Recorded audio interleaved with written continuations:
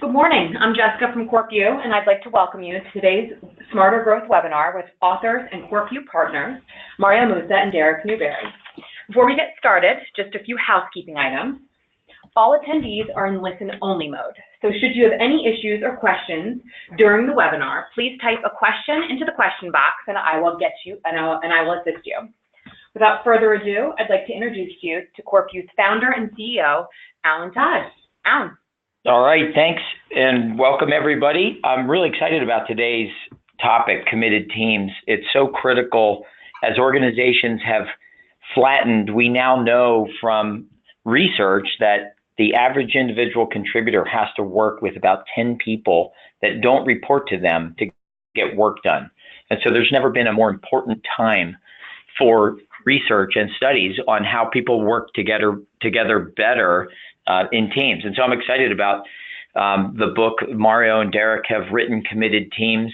And I'll just give you a quick quote from Adam Grant, who is a Wharton colleague of theirs and a New York Times bestselling author. But he says that it starts with simple insights, and the fundamentals of good teamwork are easy to understand but tough to put into practice, and that this book is full of engaging stories and practical advice for closing the knowing-doing gap. And so I think that's a powerful endorsement. And then Troy Vincent, the executive vice president of NFL football operations, says, "I know the power of a team, and the authors have broken down teamwork to an understandable science that will inform all who seek to master the art of working together for a common goal." So I think that's really powerful, and I'm excited about that today. But let's first just tee this up, talking about the overwhelming evidence for leadership development not working. So we know that the industry has grown from zero 40 years ago to a 25 or $30 billion a year industry just in the United States of America. And yet, as the industry grows, people spend more money on leadership development every year than the year prior. Thousands of books on leadership are written every year. And yet 30 to 40 years of research, study, training, investments have netted us what some scholars that study leadership from Stanford and Harvard have said, we're at one of the greatest leadership deficits of all time. We know from looking at research on change management and driving change, trying to change human behavior, senior leaders trying to drive the organization from a current state to a future state, that about 70% of those initiatives fall short and they don't achieve those objectives. And finally, we know from research, particularly the Gallup organization, who popularized the concept of employee engagement. They've been studying it for 30 plus years, and employee engagement is at record lows. So I think we've got to reflect on this and say, there's so much about leadership out there, so much about change, so much about employee engagement. Why do these things continue to fall short despite record investments? And which leads me to why we exist at CorpU, and our aspiration is we want to drive leadership success, and we want to do that by being rooted in management science and using machine learning and big data to help predict success and help drive people forward successfully. And so our goal is to strengthen leaders, to drive change, and help them shape culture. And we want our customers to be winners at those three things. And we do that with our leadership success platform. And that's a platform that was purpose-built for connecting people together to go on virtual leadership guided journeys and methods. All of our content, all of our programs are built around a method that is always expert-led, problem-based. So everything the group does, they work together. It's rooted in a challenge, integrated with work. So done in a way where you're working on real problems, focused on working together as teams in a collaborative and social environment. So everything we do at CorpU is built around this concept of a sociocultural theoretical underpinning for how people learn, which says we've got to connect with people in a group, and we have to work on real problems, and we need expert guides and coaches to help pull us along. And we do this with a lot of different faculty, with a lot of different programs that come typically from executive education departments of top business schools. And this is why we're really excited about committed teams today. And what we measure in our advanced analytics, our leadership analytics, is making sure that if we look here on the left, that leadership has a plan. They're trying to drive the organization. And on the far right, we successfully execute the plan. We want to make sure that we're measuring every step of the way. This is where we use machine learning and deep analytics to measure the extent to which people understand and demonstrate evidence of engagement and understanding with the material, whether they're bought in and committed and pulling the right levers and driving forward. So those are the things that we have done. And we're excited because we're launching a brand new 1-week learning sprint on committed teams with Mario Musa and Derek Newberry. So we're excited about that today. So I'm going to introduce Mario and Derek and turn it over to our guests to start to tee up how to make teaming a core capability. Mario, Great. Derek? Yeah, great. Thank you, Alan. So if we could move to the next slide. You know, there's a popular saying that goes, there's no I in team, but Derek and I have a different point of view. When people work together, there's always an I, several of them, in fact, often wondering what's in it for me. And then there's a we. And this is why working on a team, we found, has such highs and lows. Why it can be so exciting and so frustrating, why it's fascinating and draining. You can't take off your personality and leave it at the door when you step into a conference room with your teammates. So for us, both the challenge and promise of working on teams have everything to do with finding the right balance between me and we. And Alan, if you could go to the next slide. So let's think a little bit about that challenge. About 100 years ago, a French engineer named Max Ringelmann did an experiment that became famous in the field of management research. He asked a bunch of students to compete in a rope pulling contest. And as each side expanded its team, each person exerted a little less force on their end of the rope. In other words, the teams weren't generating the additive effects one would have expected to see. And since then, this so-called Ringelmann effect in lots of experiments has been identified in all kinds of collaborative efforts ranging from physical tasks through creative endeavors. The teamwork expert Richard Hackman liked to describe this phenomenon using an equation, AP equals PP minus PL. The actual productivity of a group equals its potential productivity minus process losses. Now, at this point, you might not be feeling so great about teams, but don't despair. Your team can reduce these process losses and become high performing is what we found if it learns how to manage the process of teaming in the right way. And what we learned, and if you go to the next slide, Ellen, on this point, that the key is to have deep rather than shallow conversations. And we take this distinction from a social scientist named Mika Pollack, who's noted that when people talk about their work, they tend to use high-level abstractions. You know, phrases like be creative or give this your best effort. But effective conversations on teams go a whole lot deeper in the sense that they get down to the level of specifics. For example, if you want a teammate to be more open, you should explore what's getting in the way of their speaking up and actively work with them on the barriers. It takes careful, detailed planning to produce good collaboration, and productive meetings don't just happen because you say they should. You need to agree on specific ways to make them productive. So this is what we mean by having deep conversations. Deep conversations are good conversations, and good conversations are what distinguish high-performing teams from the rest. High-performing teams, you know, bottom line, do a good job of talking with each other. This is a surprising finding at Google, and this has been found at other places as well. At Google, a data-intensive project analyzed the characteristic of the best teams. On the best teams, it was found people feel comfortable talking, because they know enough about each other to feel comfortable sharing ideas, and because they know they're going to get something out of working together, and because they don't feel judged. Now, this is true for engineers at Google working on technical problems, and it's true of all kinds of teams, product development teams, strategy teams, surgery teams, any team. So now Derek's going to talk more about how to have these deep conversations on your team. Great, and Alan, if you could just advance, please.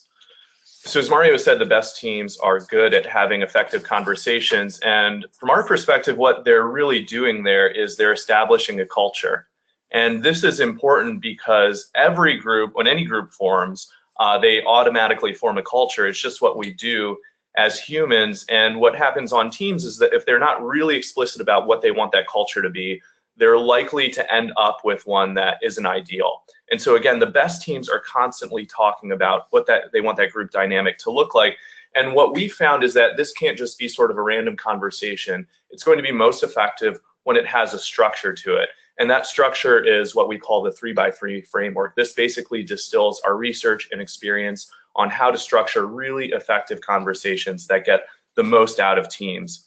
So the first part of that 3x3 is to establish what we see as the 3 critical foundations of any high-performing team, and those are to be really clear on your goals, your roles, and your norms. The second part of the 3x3 is a recognition, though, that teaming isn't just a once-and-done process, it's an ongoing process. And so again, the highest-performing teams are constantly checking in on their alignment. So they realize that teams change, people change, their environment is going to change. And so they're not just satisfied going through that first step of establishing their initial commitments. They then check in periodically and say, you know, do we still have the right goals? Do our roles need to be adjusted? Are we doing what we said we were going to do at the outset? And when they find gaps between the commitments they established, what they said they wanted to do, and what they actually end up doing, the third step there is they look to close that gap. So they make small adjustments that get incrementally better performance out of the team. And so today what we're going to do, instead of stepping through the whole framework very superficially, we're really going to drill down on what is maybe the most critical part of this framework, which is really getting your goals right. So we're going to be talking about goals. And in particular, we're going to give you what you can think of as a checklist. So 6 questions you should be asking yourself on your team to make sure that you're getting the best, you're creating the best, most achievable goals possible. And so we're going to step through each of those questions one by one. And so Alan, if you would advance, please. So the first question to ask for your team when you're thinking about goal setting is, are we really clear on our purpose? And as Alan mentioned just a moment ago, we've all probably seen the Gallup data. As Alan noted, employee engagement is at a record low globally, really. And a big part of the reason for this is that we lack a sense of meaning and purpose in our day-to-day work. And so when you're creating your goals, you want to think about, have I established a common purpose through these goals? And so that's important to do for a few reasons. Number one, as we've indicated, it generates passion and commitment. Number two, it doesn't just inspire individual commitment, but mutual commitment and trust on the team. And so I've done some consulting work with the Army, and what I've seen there is that the highest performing units are characterized by a shared sense of purpose that is held equally by everyone up and down the chain of command. They all have the same shared sense of purpose, and what that does is it creates a strong bond of trust on the team. The third reason to create a common purpose is because it provides what's called the commander's intent. So this is another military concept, and what that means is that basically even the best laid plans, the best laid strategy is going to need to be altered in the fog of war. And so in the business world, what we can say is that the market environment is constantly changing. And what communicating a purpose does is it allows your team to be a little bit more flexible because they know what the original intent behind the plan was. They're able to make adjustments on the fly. So again, it gives that flexibility. Okay, so that's the first question you want to ask. The second question to ask is, are we being bold? Are our goals ambitious? James Collins and Jerry Porras famously described this as having big, hairy, audacious goals, BHAGs. And you can see some examples of BHAGs here on the slide. One from Sony back in the 1950s. Part of their mission was to become the company most known for changing the worldwide poor quality image of Japanese products. So think about that, changing the image of a whole country's products in the entire world. Huge, audacious goal. More recently, Coca-Cola, a mission of bringing a portfolio of quality beverages that anticipate and satisfy people's desires and needs. So again, talking about not just soda, but really what is this all about, desires and needs. And then also more recently, an example from LinkedIn, their mission is to create economic opportunity for every member of the global workforce. So again, these are really ambitious goals, and what's important here is not even necessarily that they are achievable. I mean, these are really challenging. These companies may not even achieve these goals, but what's important about setting them to begin with is that they help create focus. They create a guiding light for the company. And also, really importantly, they give our team an opportunity to stretch ourselves, to challenge ourselves, and to go through that path of personal development. So they create that sense of shared challenge and opportunities for growth. Okay, now moving on to the next question. So we have goals that are inspiring and audacious and big and bold, and that's really important. But at the same time, our goals also have to be really specific. And what the research tells us is that we're much more likely to achieve our goals if they're really concrete, clear, and specific. That's true for New Year's resolutions. It's true for corporate strategy. It's even true for sports teams. So if you'll allow me here, I'm going to indulge myself with a quick anecdote about my hometown team, the Golden State Warriors. And why the Warriors are interesting for us is that for anyone who follows the NBA knows that for a very long time, the Warriors were really mediocre, even at the bottom of the league, basically until the last few years when their current head coach, Steve Kerr, came on board. And what Kerr did was he basically came in with a big audacious goal. He wanted to initiate a total team turnaround and make the Warriors among the best in the league. But what he told the team is, you know what, we have a lot of talent here, but you guys are really sloppy with the ball. And he said, if we just turn the ball over a few less times per game, we're going to win a championship. And so the players at first thought this was crazy. You know, we're trying to win championships, team turnaround, and you're sitting here talking about a few turnovers per game. And they were doing things like passing drills that they hadn't done literally since high school in practice. But the players gave Kerr a chance, and they found the value in his approach over time, because what happened is by focusing on that really specific goal of a few less turnovers, it created good habits that affected the entire team's outlook and behavior. So it led to lots of behaviors like better passing, better coordination, that led to big changes in the team and allowed them to achieve their audacious big goal of winning a championship and becoming a dynasty. So again, you want to ask yourself, at the same time as having an inspiring vision, am I making that vision really specific, really clear? Now Mario is going to step through the Whitlam and Whitlam questions as well. Okay, great, thanks. So the next question is, have we answered the Whitlam? As we were saying earlier, there's always an I in team, so you need to pay attention to the I. In other words, for each member, you need to answer the question, what's in it for me? That's the Whitlam. Those big, hairy, audacious goals are inspiring, but they'll be even better, more motivating, more inspiring if you can connect them to the Whitlam.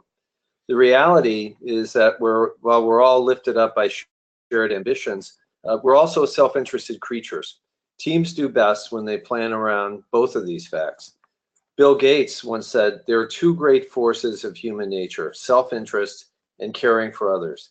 And people are successful when they're driven by a hybrid engine of the two. We think there's a lot of wisdom in this statement. At IDEO, the global design firm, every project begins with a discussion about shared goals, what needs to be done together, and also what each person wants for themselves. Individuals might want to learn something that will make them a more skilled professional. They might want to leverage an experience on the team to move into the next job or the next phase of their career. They might be motivated by financial gain or other perks, and they want to be sure they get their fair share. Or they might be motivated by the prospect of achieving all of these individual goals. IDEO makes sure everyone on the team knows that the others are making an effort to serve both collective and personal ambitions. And this is how to build on your own team that hybrid engine that Gates talks about. And then, next question related to that is the Whitlam MOU. So the Whitlam, it is important, but also so is the Whitlam MOU, as we like to call it. That is, what's in it for the organization. The Whitlam MOU clarifies what our colleagues Mike Useem and Ram Charan call the central idea. And you can think of it as the reason why your team exists. And this idea should be clear to everybody. Goals, which we've been talking about, are about specific accomplishment. The Whitlam MOU is about the values that drive your team. And one of the best examples we know of a Whitlam MOU can be found in the story about Merck's vaccine for river blindness. River blindness was once a so-called neglected tropical disease that afflicted many people in Africa. In the 80s, it was discovered that a drug called Mectizan could be used to prevent the disease, former Merck CEO Roy Vagelos committed the company to producing as much of the drug as was needed, irrespective of whether it would be profitable to do so. Now, why would a business leader make this commitment? Because Vagelos was clear about Merck's WIFMO.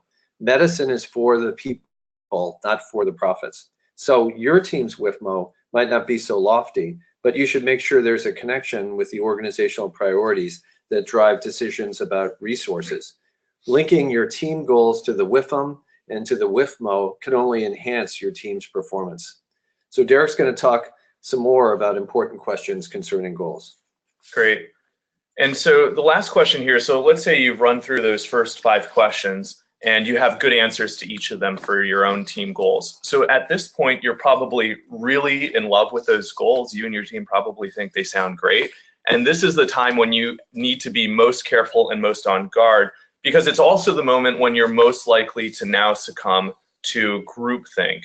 And so what's important to do now is to basically challenge your goals, to strengthen them by testing and challenging them. And the way we like to do that is through what's called if-then thinking. And so where this idea comes from is that, a lot of the research tells us that our goals are more achievable when we are able to anticipate the barriers that could arise to us achieving them and think about possible solutions. And so that's if-then thinking. You say to yourself, okay, if X happens, then we'll do Y. And so a couple of ways to think about how you can integrate if-then thinking into your own goal setting process. One is what's called red teaming. This is another military concept, and the idea here is that when, for example, the Army is engaging in war games to play out a strategy, they'll assign a red team to basically find any way possible to mount the best offense against that strategy, to poke as many holes as possible, to again strengthen it and find blind spots that the commanders might not have seen. And so in your own organization, what you might do is ask either a trusted confidant or maybe even another team, someone who just wasn't involved in that original goal setting process and so isn't as in love with them, isn't as immersed as you are, to basically say, hey, can you look at these goals? Can you look at our strategy and poke as many holes as possible? What are we not thinking about? What are our blind spots? Another informal way to do this within your team is to appoint what's called a devil's advocate. So you might say, Mario or Alan, we're all nodding our heads. We're all really happy with these goals. But tell us what could possibly go wrong here? What are we not considering? And the reason it's really important to actually assign that devil's advocate role is it's much more likely to make that person more comfortable with speaking up and more comfortable with challenging the dominant group perspective, which can be something that's, again, we're not always, we don't always feel like we can do successfully. So assigning a devil's advocate and assigning a red team are 2 ways you can think about integrating if-then thinking into your goal setting. Okay, so as we move to wrap up now, let's just zoom out for a minute here. And let's ask ourselves again, let's remind ourselves, why do we even need this process to begin with? So you might be thinking at this point, look, this is all great, but I've got a bunch of high performers on my team. We've got a lot of smart individuals. Can't we just kind of figure this out on our own? Well, Mario and I wish that were the case, but it turns out it's just not true. The fact is that smart individuals oftentimes don't make for smart teams. Even really smart individuals coming together can make bad decisions at the group level. And why? Because what happens when they come together in a group is that they often fall into that groupthink trap that we talked about. And so, for example, behavioral scientists Cass Sunstein and Reed Hasty have seen in their own research how even the smartest groups tend to do things like quickly cascade to a single decision without considering alternatives, without considering what might go wrong, without looking at alternative perspectives. And really importantly, they're often blind to the fact that they did that. They don't even realize it. And so what we know about teams is that the best teams are characterized by having lots of independent, diverse perspectives. And that's why groups often outperform individuals. They bring diverse perspectives again together to make better decisions, to be more creative, to come up with ideas that an individual might not be able to do on their own. But our point is that it isn't natural that just because you bring different people together that they're going to have effective conversations, that you're going to be able to leverage diverse perspectives. That doesn't just happen organically. You really need a structure and a process for bringing the most out of your team members and creating a high-performing group. Great. So, Alan, just a couple comments to finish up, and then we'll see if there are some questions. So I want to go back to what Derek was saying earlier about the culture of a team, the atmosphere in which you have those, your conversations. We've been emphasizing that teams do best when they have the right kind of conversations. And those conversations are most likely to happen in what we like to call a third place. And this is how Howard Schultz of Starbucks describes his stores. They're a place outside home, outside work, where people have good conversations, where they feel comfortable sharing ideas. Jay Leno had an experience in a third place environment that changed his career. As a young comedian, he would get together every week with other comedians for lunch. One day, telling a story, he was cracking everybody up.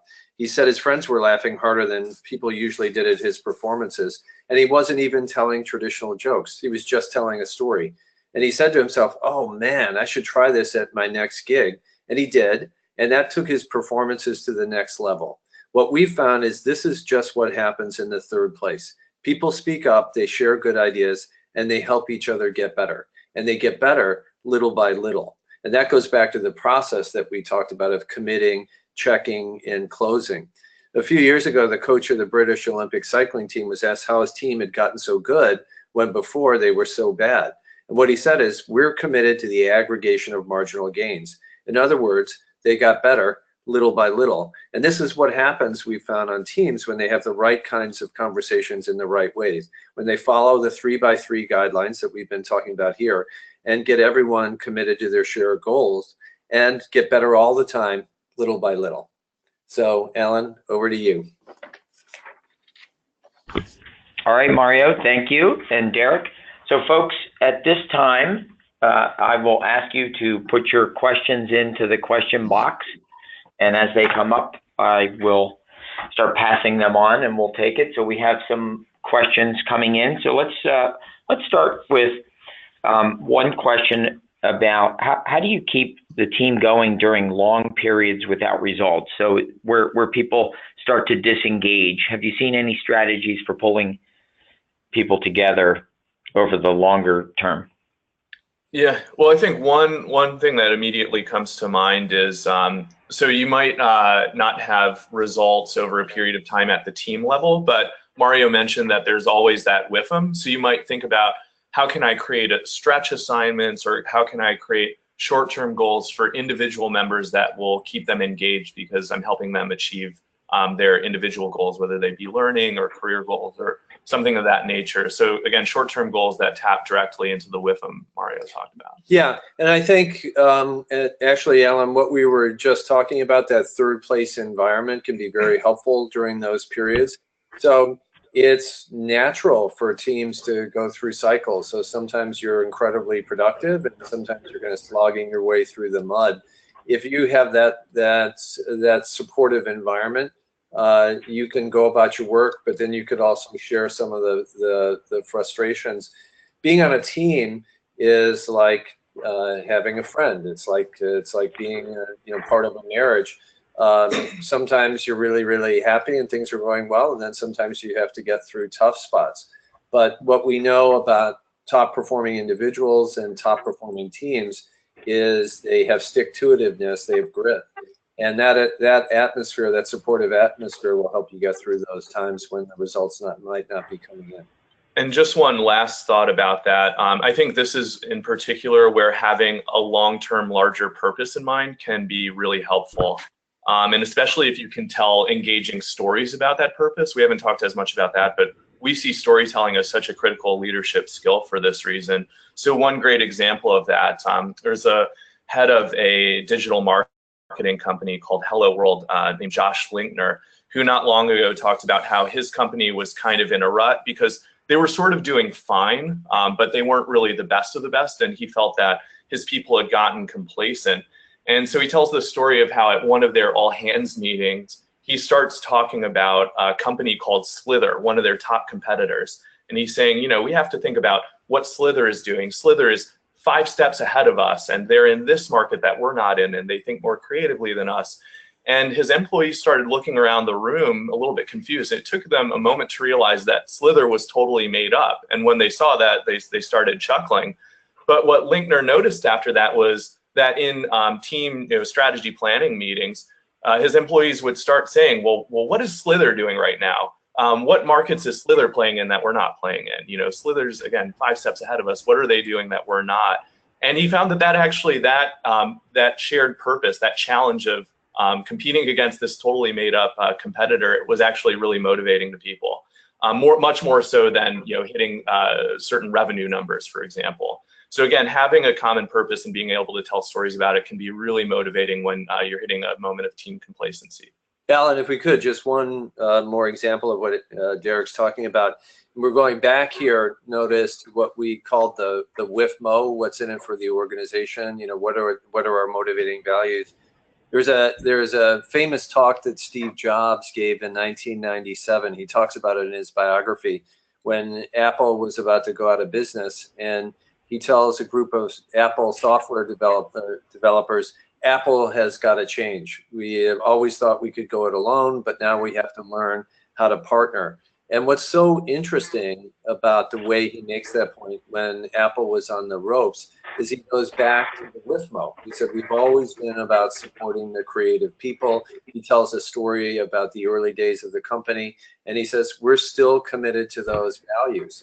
So connecting back to that purpose, that central idea, the Whitlam MOU can help get you through those tough times. And if you can tell a story that has a beginning and a middle and an end, and that naturally pulls people in, so much the better. So I'm wondering, I heard you both mention stories, and just bridging off of that in the world of just the study of cultures, do you see any use of artifacts? So in addition to story, do they create things or use artifacts in any way? Yeah, absolutely. And sometimes you might feel it's hokey if we're all wearing the same cap or the same T-shirt, but those artifacts are important. One topic that we touched on really briefly, you mentioned it here, was culture. Teams have their own culture. Companies have their own culture, and cultures form when people come together. It's important to pay attention to culture when you're on a team, because it's so powerful.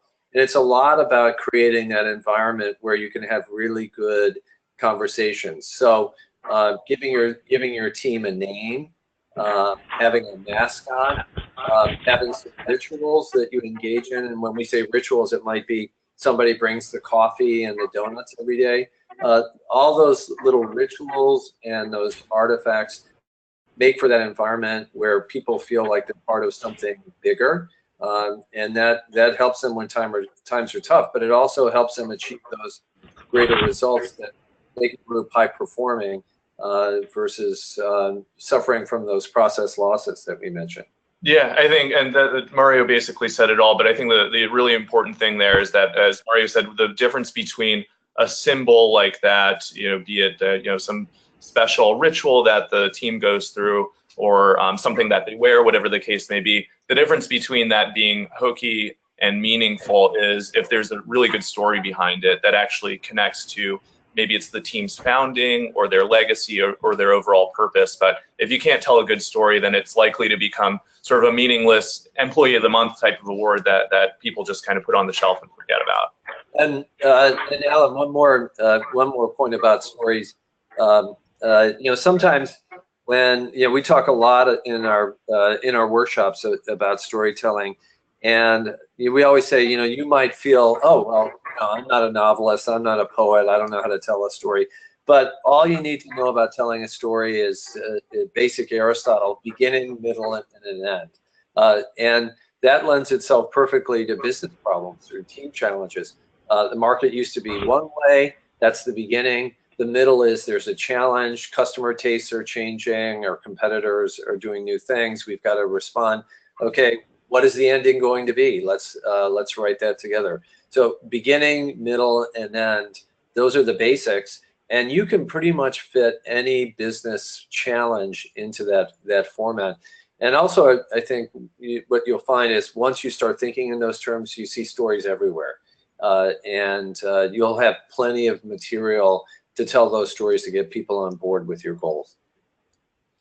Yeah, I love this conversation on the cultural side of teamwork and driving that. So, and it sounds like, summarizing what you guys said, a lot of this, the sort of the core of making this happen is engaging stories. And when you have engaging stories, it can lend itself to things like a team name or a mascot or rituals or T-shirts or clothing, and I think that makes perfect sense to a lot of folks. So we have a ton of questions coming in. That was a really nice drive onto the cultural side, but I'm going to follow up on this one from Mariana Gorenska, and its question is: let's say an organization would like to change its culture to get more teaming going, more collaboration, more motivation for the shared good. Where do they start?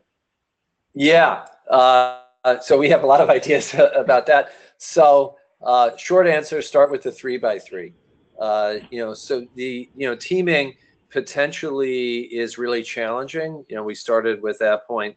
So that's the bad news. But the really good news is a simple framework can make a big difference, and that's the 3x3. So easy to remember, easy to practice. I think.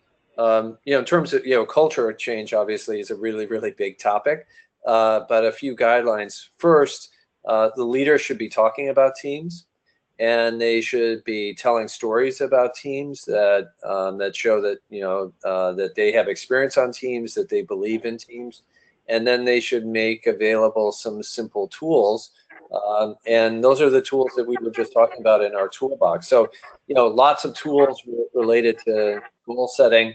And then, as Derek mentioned, there are roles and norms, and there are lots of tools there. And then, to be shameless about advertising the sprint, the sprint is all about tools that help you establish the goals, establish roles, and then establish norms. And that's really key. So there are tools in the toolbox, and then culture is also about habits. And so it's one thing to talk about teaming, it's another thing to practice teaming. So you have to practice it, and having some guidelines for practicing is key, and that's what we're providing here. Yeah, and another way to think about that is to think about what's called building a team of teams. And this is a concept that comes from retired General Stanley McChrystal. And he came up with this when he was up against the challenge of fighting Al-Qaeda in Iraq. So unconventional enemy, where the traditional top-down formal structure of the military really didn't work very well, and he realized he needed to create a much more horizontal, collaborative organization, what he called a team of teams. So very concretely, what does it mean to do that? Well, a couple of things. Number one, as Mario said, has to do with leadership behaviors. And in particular, you might think about ways you can get embedded with other teams in your organization. The heavy version of this comes from a manager at General Motors, a colleague of ours, a consultant who worked with General Motors for many years to help them go through their own culture change, said that the most effective leader she ever met there was a guy who would literally schedule 2 hours out of every month where he would do a different job on the shop floor. So he might spend 2 hours one month working a stud gun on the assembly line. He might spend 2 hours another month even pushing a broom. But what getting embedded with his people in that way allowed him to do was really understand what their day-to-day work was like, and understand when a new strategy or initiative came down from the top, what would work, and really importantly, what wouldn't work. And it gave him a lot of credibility down the org chart with his people. It also gave him a lot of credibility to manage up, because he had lots of stories about the day-to-day experience of the different teams at General Motors. A lighter version of getting embedded would be to just commit to maybe having lunch with somebody from a different part of the organization every week, or a couple of lunches a week. And what that allows you to do is build lots of social capital. And what we know about that is people with more social capital, that is more relationships outside of their team, across functions, across boundaries in the organization, tend to be much more effective. They're even seen as more competent. They're more likely to get promoted. So again, thinking of ways you can get embedded in different parts of the organization, help create that collaborative atmosphere you're talking about.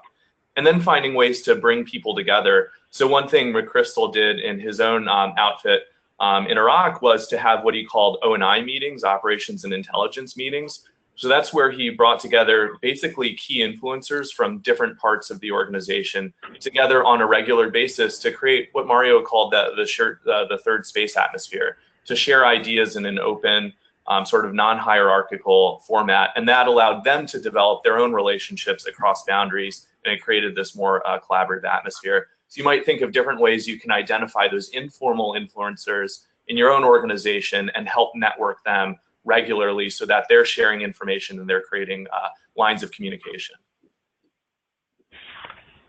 Okay, so that was helpful, Derek, on the team of teams from General McChrystal, and I think your example was a good example of how he was successful managing the team of teams concept and a large organization.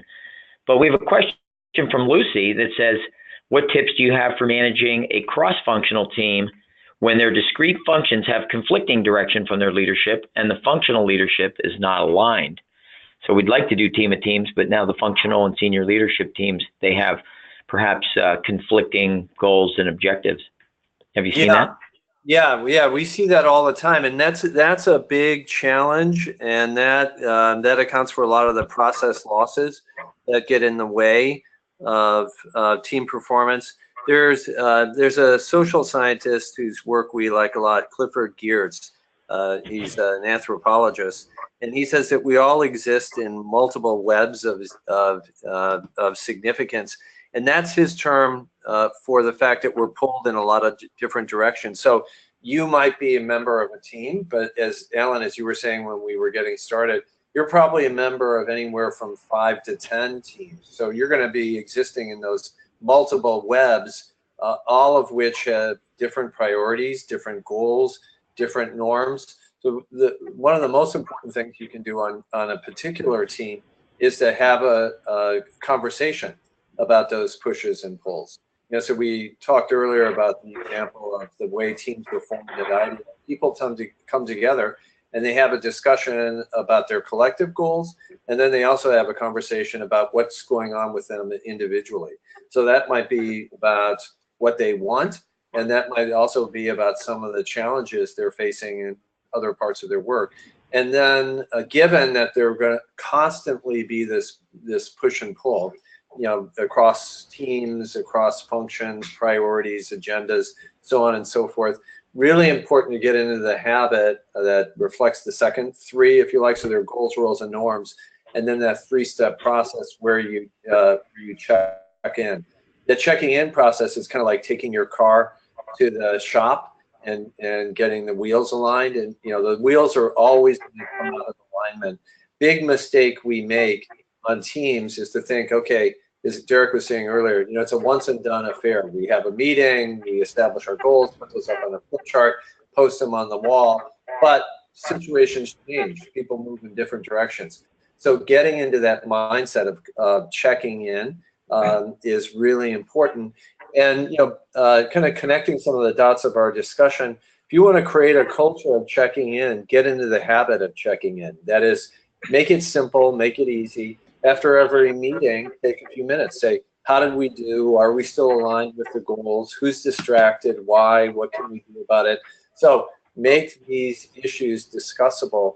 As we said, good teams talk to each other well. So when you can make these issues explicit and have a good conversation about them, you get the barriers out of the way. And that really unleashes a tremendous amount of energy for performance. Yeah, and having those transparent conversations that Mario mentioned is so important, because in negotiation terms, what it helps us to do is to get past the surface level of competing positions, which often entail a zero-sum game, somebody has to lose, to the underlying level of interest where we can come up with win-win solutions. And this is something that especially comes up on cross-functional teams where, as you're pointing out, there are lots of different priorities. We tend to get stuck at the surface level of positions where, for example, we both want the same share of the budget, and we obviously can't both get what we want.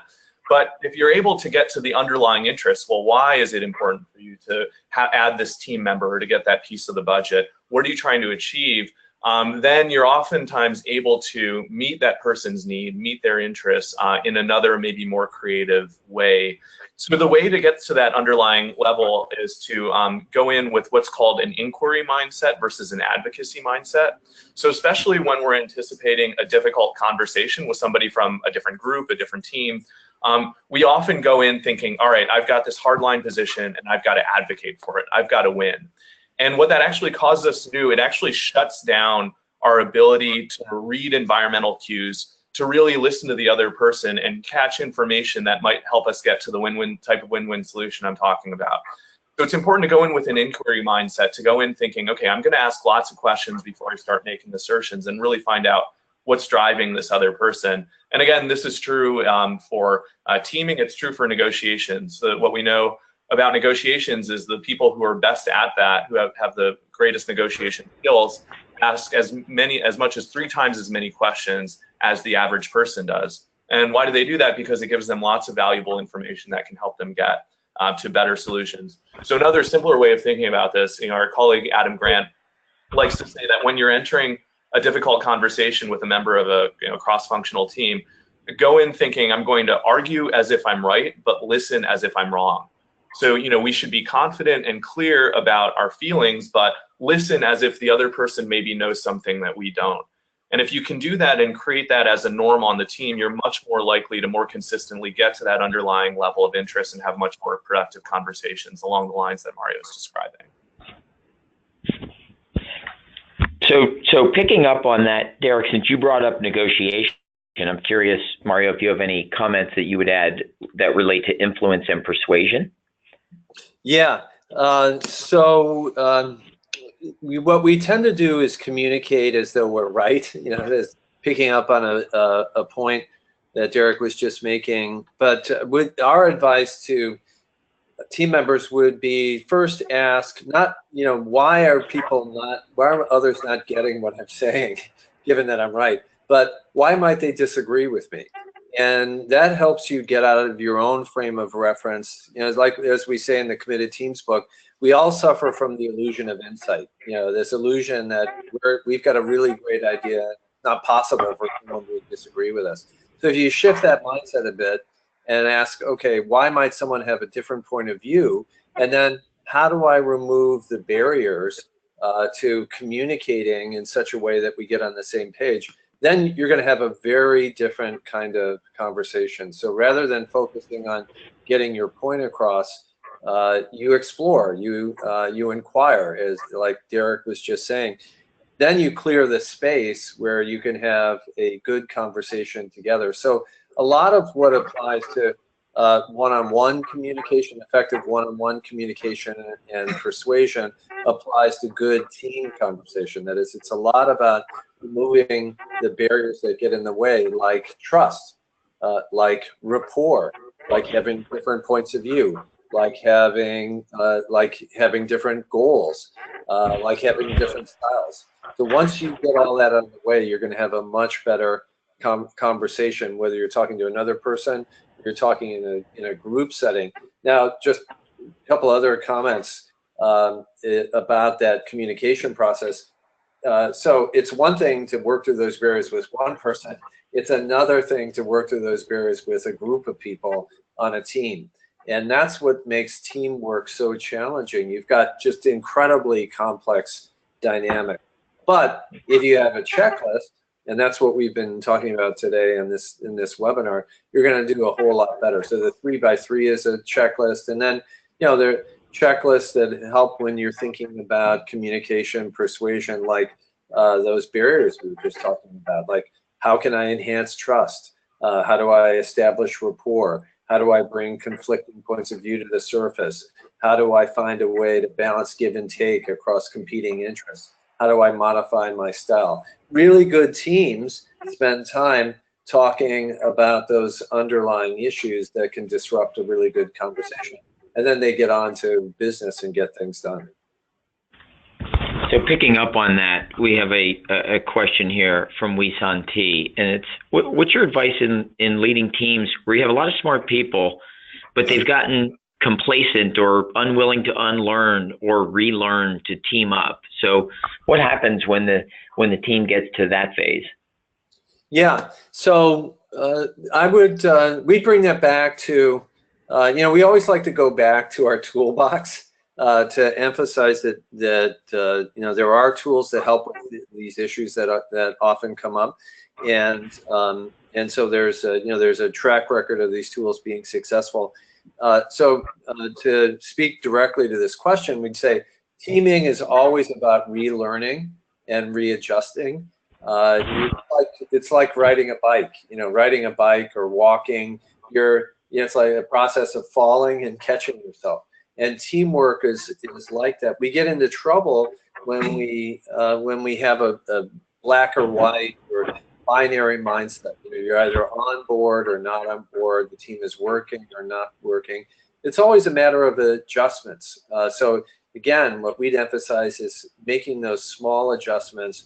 Or, we told the story of the British Olympic cycling team. Why are the top performing teams as good as they are? Because they get better little by little, because they're just a little bit better than the others, than their competitors. So that little by little mindset, which I would tie to the challenge of relearning, that's critical. Even the best teams are always relearning. Yeah, and another thing I'd add to that, and this is building on the comments Mario made about creating a third space atmosphere. One thing you might think about here, if you feel like your team is getting complacent, is to try to create a sense of shared challenge. And I say that because you mentioned having done some work with the US Army, and I said that one of the things that separated top performing units was they had a sense of shared purpose. Related to that, they were also characterized by a sense of shared challenge, that they'd made sacrifices, that they had gone through challenges together, and they had stories about those challenges and so forth. And this in the Army, this happens naturally through deployment. But what I found is that even units that hadn't deployed would try to recreate that sense of shared challenge by doing things like really intense training, physical exercises, things like that. They'd go sort of off base and go through a number of team building activities. So if that shared challenge didn't sort of happen organically, they would kind of make it artificially. But the really interesting thing is it was absolutely as effective as the organic challenge of being deployed together.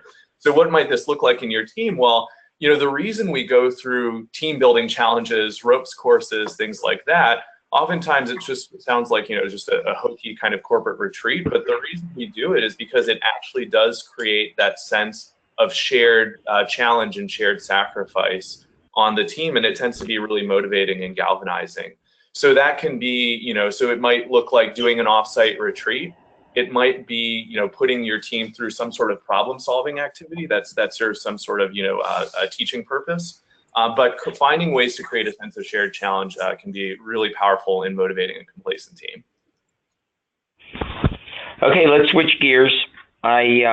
Jeff Bezos says he wants to build the world's most customer-centric company, and his focus is on doing that. But we've had questions that come out about conflicts, and so I'm curious about the role of customer centricity in teams, particularly when it conflicts with make your numbers. So can you talk a little bit about some of the conflicts that exist in teams, either as they relate to making numbers or as they relate to better serving customers? Yeah, well, so going back to the framework, we say there are three foundations: goals, rules, and norms. And we found that when it comes to norms, there are three that are most important. So how are we going to communicate, which we were just talking about, how we're going to make decisions, and we addressed that a little bit earlier in our conversation, and then how are we going to resolve conflict. And one of the best ways to work on conflict management is to think about what conflicts you're likely to encounter. The worst situation is to be in the middle of a conflict and then start thinking, okay, how are we going to deal with this? So we would suggest thinking in advance with your teammates about conflicts that might come up. So let's say you're committed as an organization, the Whitlam MOU, or part of the Whitlam MOU is customer centricity, but I've got to make my short-term numbers. And how are we going to handle that? So that, you do a little of if-then thinking. If we find ourselves in that situation and we're feeling some tension on our cross-functional team, and you're feeling motivated to support the Whitlam MOU, and I'm feeling more motivated to hit my short-term numbers, then what are we going to do about it? And then you engage in some problem solving. If you do that before you're in the actual situation, you're going to do a whole lot better when the actual situation comes up. So do some, bottom line, do some scenario thinking about those challenges and then work it through. You'll do a whole lot better in terms of problem solving if you do that when you're relaxed in the if-then third place mode than when you're in the middle of a crisis. And I think the really challenging thing about that is to even understand what those conflicts are to begin with. Once they're really clear, they become a lot easier to talk about and find ways to resolve in the way Mario was talking about. But I think the biggest challenge with these different conflicts at different levels of the organization is they're often invisible to us, and they can undermine our team and the organization in ways that are really hard to see. So a great example of that was Microsoft in the 2000s, when after a period of being really dominant, Microsoft started to decline, and that was for a few reasons. But one of the big ones was there was a huge internal conflict in priorities that leadership wasn't really cognizant of. And in particular, what Microsoft was doing is they used to evaluate employees by a formal stack ranking system. And so, of course, what that means is even if I have a team of absolute all-star top performers, a certain percentage of them have to be at the bottom of the stack, which means they'll miss out on bonuses. They might even be demoted or fired. And so what engineers leaving Microsoft, which they did in droves at this time, what they would say is, you learned to be helpful enough to your team members to appear like a good team member, but you would hold back enough information and you would hold back enough support to make sure that you wouldn't be the one to end up at the bottom of the stack. And so that caused a huge conflict in priorities because at the organization level, Microsoft wanted to be much more innovative, which involves lots of collaboration and lots of trust. But at the team level, people were much more individualistic and out to outcompete each other. And that would have been much easier. That became easy to resolve once Microsoft was able to unearth and become aware of that conflict. They ended up basically getting rid of stack ranking, which is not something every company has to do. That was an extreme move. But the point is, it took them a long time to just become aware of the issue. So what can you do with your own team is to constantly ask that question, how does my team, what is our culture in terms of how we define status? Who gets ahead on this team? And that's not just a question of formal incentives, but informally, there's always that person who gets a pat on the back, who everyone looks up to informally. So you might ask yourself, who is that person? Why do they get rewarded on my particular team? And what does that say about our culture and how we define status? And does that align with or does that conflict with our organizational priorities? Okay, gentlemen, we are coming right up to the top of the hour, so I would love if we could have a chance to get back together again sometime in the future, because we have questions about, and we're not going to cover them today because I'm bringing us to a close, but questions about global, multicultural, multilingual teams and cultural effects when people come from different countries of origin. More about the stages, forming, storming, norming, performing, questions about change resistance. So we're not going to get to those today, but these are all things that we cover with in our learning sprint and all things that can be discussed through dialogue in our Committed Teams program. And I'll just summarize the 6 questions for setting better goals that Mario and Derek covered today, but making sure that their team has a purpose, that they're bold and specific and answer the what's in it for me and my organization, and doing some things about thinking through what could go wrong, creating that third place and asking those difficult questions in advance with if-then thinking. So I want to thank again Mario Musa, Derek Newberry. Thank you guys so much for your time today and sharing everything with our wonderful audience today. Thanks again. You're welcome. We really enjoyed the webinar. Thanks, Alan. It was a lot of fun. Yep, fantastic. Thanks, guys. Thank you all. We will close.